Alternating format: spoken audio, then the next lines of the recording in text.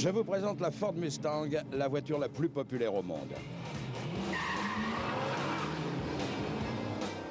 Peut-être que ça vous paraît exagéré, mais il ne faut pas oublier que dans l'histoire automobile, c'est l'unique voiture qui a été vendue à 500 000 exemplaires dans les 6 premiers mois de sa commercialisation et à plus d'1 million d'exemplaires en 2 ans. Cette voiture était plus qu'une voiture spéciale. C'était un événement qui allait bouleverser l'histoire de l'automobile.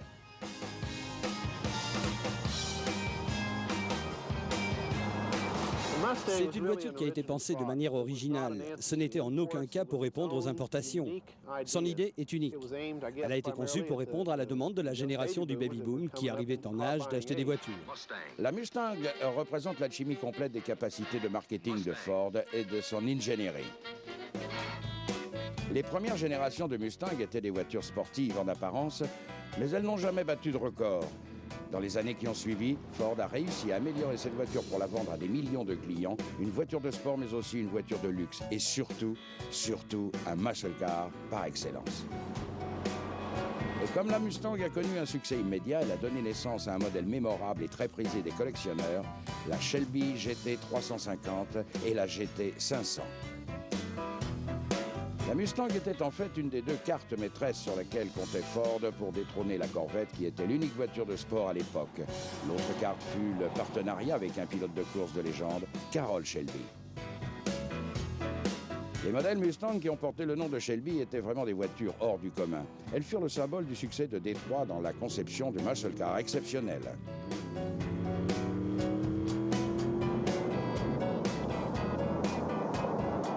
Aujourd'hui encore, dès que les gens aperçoivent une Shelby, cela crée des bouchons. Les gens se retournent dans la rue. Les gens qui se sont mis à les restaurer sont conscients d'avoir fait revivre quelque chose de spécial. C'est l'effet magique de la Mustang qui a poussé Charles et Lise Lambert à en acheter 2 exemplaires. La bleue attire l'attention des gens et vous pouvez les voir nous regarder. Et quand je me mets à suivre Lise dans la Shelby, tout le monde est impressionné par la calandre qui est vraiment superbe. Et cela les intrigue après avoir déjà vu la bleue qui me précède. La Mustang Shelby est le chapitre le plus passionnant de l'histoire du muscle car.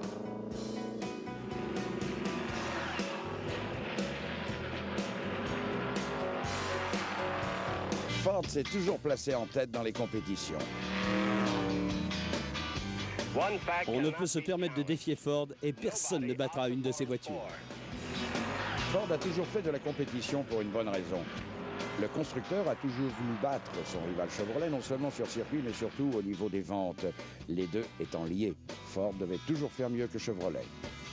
Mais il se trouvait que Ford n'excellait pas dans un type de course, les courses de voitures de sport. La Corvette Chevrolet s'était imposée comme la voiture de sport incontestée et de réputation mondiale depuis la fin des années 50. Mais Ford n'avait aucun modèle pour rivaliser. La Ford Thunderbird, qui a vu le jour en 1955, en tant que voiture de sport, s'est rapidement fait dépasser par la Corvette au niveau commercial. Pour une Thunderbird vendue, on comptait 13 Corvettes. Elle est cependant passée du roadster à la voiture de luxe et ne ressemblait plus en rien à une voiture de course. Donc en 1964, Ford a su devenir une marque attractive auprès de la jeune génération avec la Mustang. Cette voiture allait enfin leur permettre de dépasser Chevrolet et devenir une voiture de sport digne de ce nom. Quand la première Mustang est sortie le 17 avril 1964, elle a connu un succès immédiat. Elle fut dévoilée lors de la foire mondiale de New York et les gens l'ont tout de suite prise d'assaut. Ford a très bien chronométré son lancement sur le marché vers le printemps. Et s'ils avaient attendu septembre, ils auraient dû affronter la concurrence de tous les autres nouveaux modèles et peut-être qu'elle n'aurait pas percé. Mais comme on était en avril, aucun autre modèle de 1964 ne lui a volé la vedette et on l'a trouvé uniquement en version cabriolet et coupé. Son prix était très intéressant, 2 636 $, soit 18 000 francs français, ce qui était bien pour l'époque. Grâce à son style, un avant plutôt long, un arrière réduit et un intérieur sport, les jeunes ont acheté cette voiture en masse. L'industrie automobile n'avait jamais enregistré un tel score.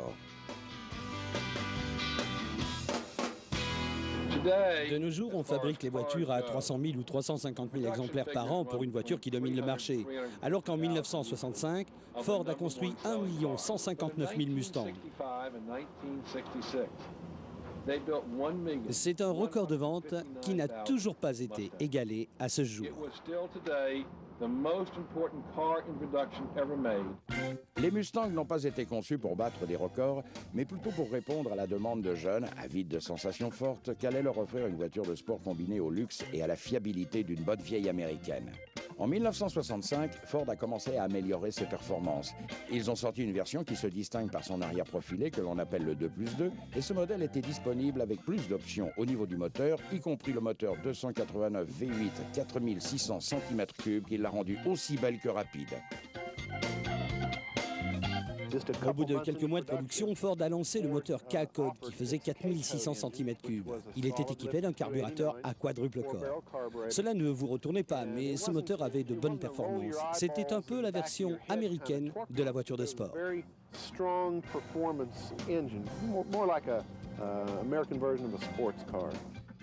Grâce au succès inégalé de la Mustang, Ford a continué à aller de l'avant. Ce vieux désir de rivaliser avec la Corvette était toujours de mise chez Ford Motors. Restez avec nous pour voir comment Ford va se défendre en compétition avec sa voiture de sport.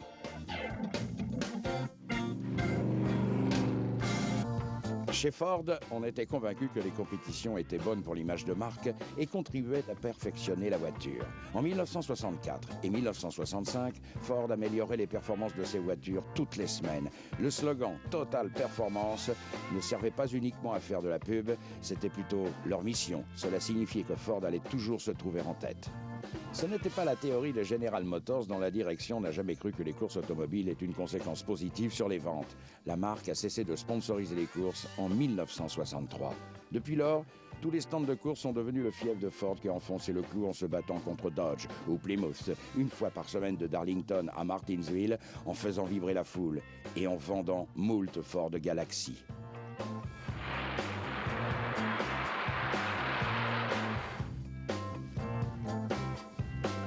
Ford voulait aussi mener sur les drag strips. La Thunderbolt Fairlane de 64 est une voiture assemblée à la main et qui pouvait peser jusqu'à 1,5 tonne. Armée d'un moteur 6800 cm3, la Thunderbolt avait une accélération foudroyante.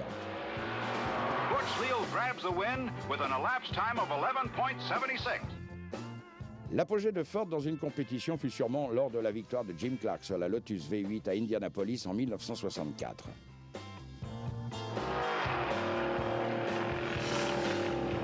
Après avoir triomphé dans tous les styles de course aux États-Unis, Ford a commencé à lorgner plus loin, notamment vers les grandes courses internationales, avec pour but de remporter les 24 heures du Mans. Donc, Ford a conçu une voiture spécialement pour la course du Mans, la Ford GT. Ils ont fait appel à un grand pilote californien pour les aider dans la conception.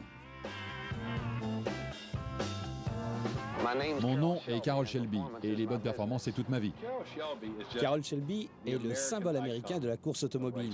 C'est un peu notre Enzo Ferrari. Il a commencé à courir en indépendant et sa collaboration avec Ford était inévitable quand il s'est mis à importer des voitures de taille plutôt petite pour des moteurs de 4000 cm3, des Cobra. Ensuite, ils y ont mis des moteurs de 4600 cm3, puis 6800 cm3. Cette relation avec Ford s'est étendue pour enfin créer la Mustang. L'histoire de Shelby parle d'elle-même. Il a commencé la compétition auto vers la fin des années 50. Sa plus grande course fut Le Mans. Ford est allé en Italie pour racheter le groupe Ferrari, mais Enzo Ferrari n'était pas intéressé. Il préférait que ses voitures continuent à faire de la compétition et de la compétition uniquement. À son retour en Amérique, Ford a déclaré que Ferrari allait être battu au Mans. Quel qu'en était le prix, nous devions de construire une nouvelle voiture pour gagner le Mans. Il fallait montrer à Ferrari ce que l'on pouvait faire. En 1967, ils ont raflé les 3 premières places au Mans. Mais Corvette faisait toujours de l'ombre à Ford. La grande marque pouvait bien sûr se targuer d'avoir remporté Le Mans et Indianapolis avec des voitures faites sur mesure, mais la Corvette était toujours une voiture de sport et elle n'était pas faite sur mesure. Donc vous pouviez l'acheter chez votre concessionnaire Chevrolet le plus proche. Alors, où est donc le modèle sport de Ford accessible au grand public? Il est ici même, dans la peau d'une petite Mustang racée. Une fois de plus, Ford s'en est remis à Carroll Shelby pour faire de cette voiture de course un modèle All-American. Tout ce qu'il y avait à faire, c'était de légèrement modifier son image et ses performances. La première chose qu'ils ont modifiée, c'est le nom. Elle fut baptisée GT350. La plupart de ces modifications furent opérées sur le moteur et les suspensions. Le moteur développait 271 chevaux avec une course de 73 et un alésage de 101 mm.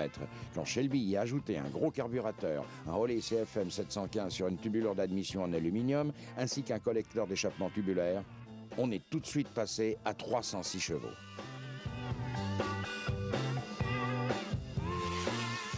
Toutes les Mustang Shelby ont été fabriquées sur la base d'une voiture de sport. Les Mustang Shelby 562 ont été fabriqués en 1965 pour courir contre Corvette dans les courses du Sport Car Club of America. Dès 1966, la réputation de la Shelby GT 350 n'était plus à faire. Elle avait déjà gagné quelques courses contre Corvette et elle était devenue la voiture phare de chez Ford. La Mustang Shelby était la voiture la plus racée de toutes les américaines. Son capot était en fibre de verre et les prises d'air sur le capot et sur les freins arrière étaient une première. Les prises d'air latérales furent remplacées par du plexiglas, ce qui confère à la Shelby une touche très spéciale. Elles étaient estampillées de bandes GT 350 sur les côtés. Ford s'est d'ailleurs empressé d'apposer des bandes sur tous ses modèles de compétition.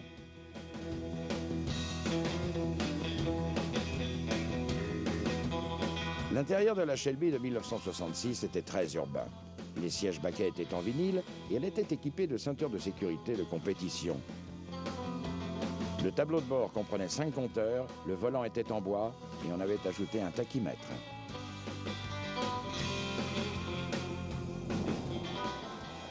On y a aussi ajouté des amortisseurs plus sensibles et le système d'échappement de la GT 350 fut considérablement amélioré.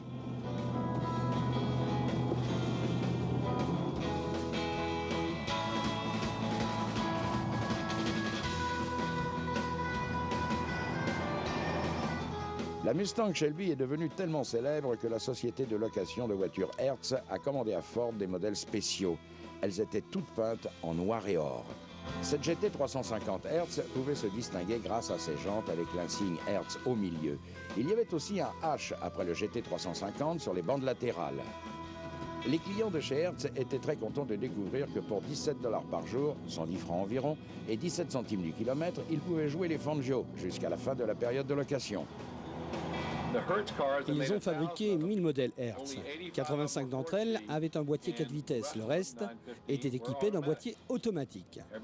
Tout le monde vous raconte des histoires pas possibles et comment ils s'éclataient avec des voitures de location.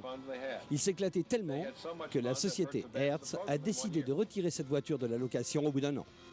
La coupe de la Mustang a changé en 1967 et celle de la Shelby GT a suivi. On a également changé son moteur pour la rendre plus puissante. La Mustang était en train de devenir un phénomène pour les jeunes. C'était la machine qui dévalait les rues avec un bruit magique. Chevrolet a contre-attaqué avec la Camaro et son moteur 6300 cm3 très performant. La réponse de Ford fut d'ajouter de nouvelles options au moteur de la Mustang.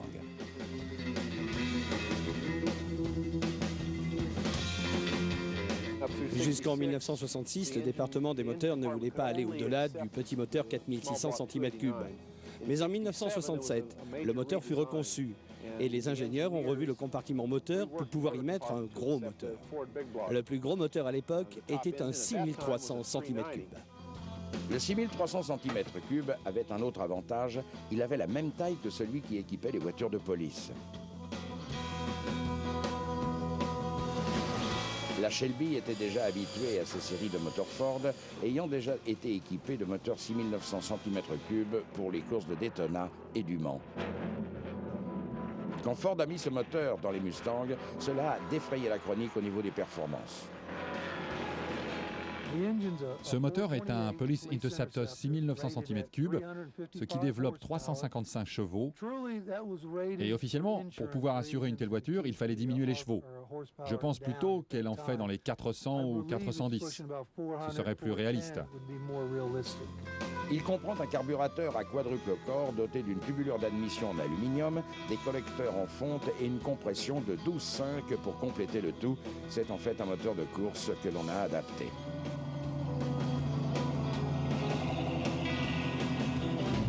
C'est un moteur qui a du couple.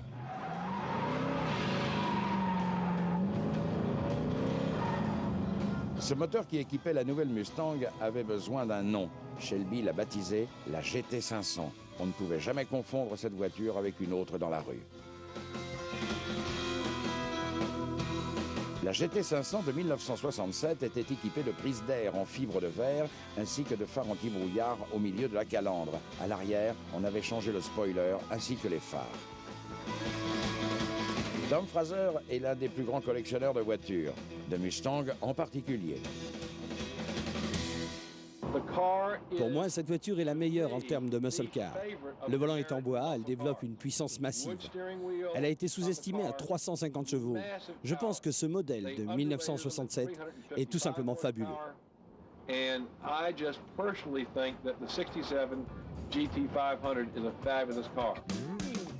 Si les 67 furent mémorables, les 68 furent phénoménales. L'émergence du moteur Cobra Jet 6800 cm3 a été un événement sur le drag strip.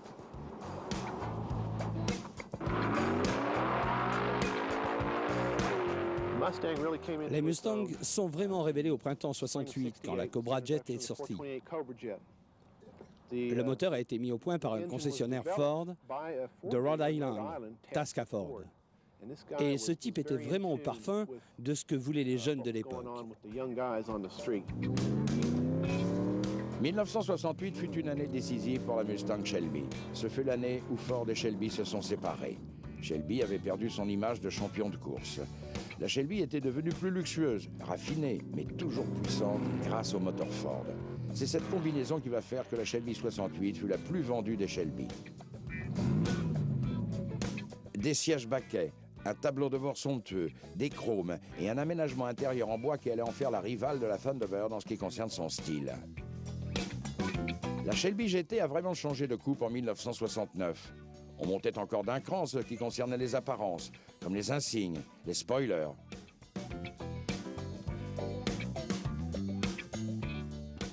Les ailes et le capot sont en fibre de verre. Les nouvelles prises d'air ont été calquées sur celles que la NASA utilisait pour les fusées. Ford a donc mis deux versions Shelby sur le marché en 1969. La GT500 avec son moteur Cobra de 6800 cm3 et la GT350 avec son tout nouveau moteur V8 de 5600 cm3 fabriqué à Windsor dans l'Ontario, d'où son nom de moteur Windsor. Le moteur 5600 cm3 de la GT350 est un des meilleurs moteurs sur route. C'était une voiture très facile à conduire, puissante, et le public appréciait sa forme et ses courbes. Les Shelby avaient donc été les meilleurs Ford, et ce depuis 1965. Mais en 1969, les Shelby se sont vus concurrencés par une ennemie de taille qui n'était rien de moins qu'une autre Mustang. La coupe de la Shelby qui l'avait rendue célèbre la rendait maintenant obsolète.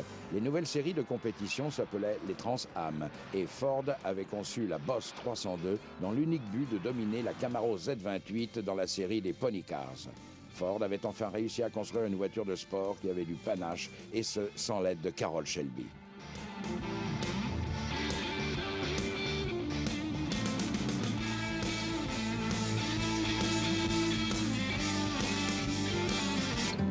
Comme la plupart des muscle cars des années 60, les Mustangs se sont fait une place dans le paysage automobile américain. Il y a eu beaucoup d'imitations, mais à partir du moment où Shelby avait mis son nom sur la voiture, elle était devenue inégalable. La Mustang a dû évoluer pour suivre le cours du temps et les exigences du marché.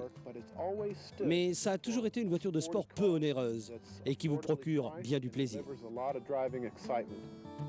La plupart des muscle cars ont marqué leur temps et ont disparu de la circulation ensuite. La Mustang, elle, a su durer.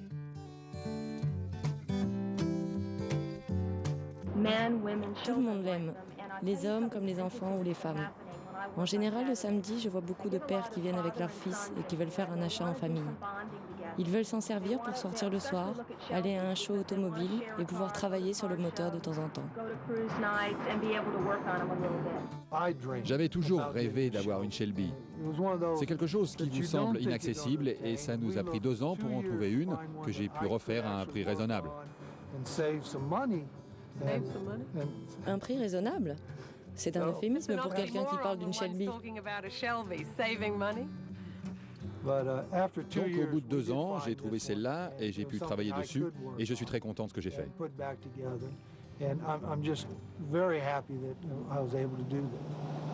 Contrairement à la plupart des muscle cars, la Mustang est une voiture qui est encore fabriquée à l'heure actuelle. Et comme dans les années 60 et 70, c'est un muscle car des plus prisés au monde. Grâce à son héritage, cette voiture attire toujours des foules de jeunes et moins jeunes qui appréciaient déjà la Mustang il y a 30 ans.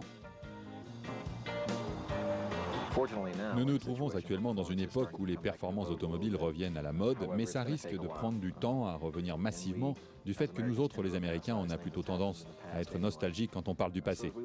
Nous pensons à la période muscle car seulement sous son aspect positif, en faisant fi de tous les problèmes de l'époque. Pour en revenir à la Shelby, c'était la version la plus spéciale d'une voiture que l'on voyait partout. Les collectionneurs vous diront tous qu'ils voulaient une Shelby car elle était différente dans la gamme Mustang. Certains sont même allés jusqu'à baptiser leurs enfants Shelby ou leurs chiens, leurs chats. La plupart sans même savoir ce que valent ces voitures et ce qu'on en fait. Je pense que beaucoup de gens se rappellent de Carroll Shelby à travers le monde et sont conscients de ce qu'il a fait. I think people are still very aware in this country and the world over that Carroll Shelby does exist and what he has done. Voilà ce qui se passe quand vous prenez la voiture la plus populaire du monde et que vous lui donnez un nom de légende. Merci de nous avoir suivis et rappelez-vous, ne les abandonnez pas, restaurez-les.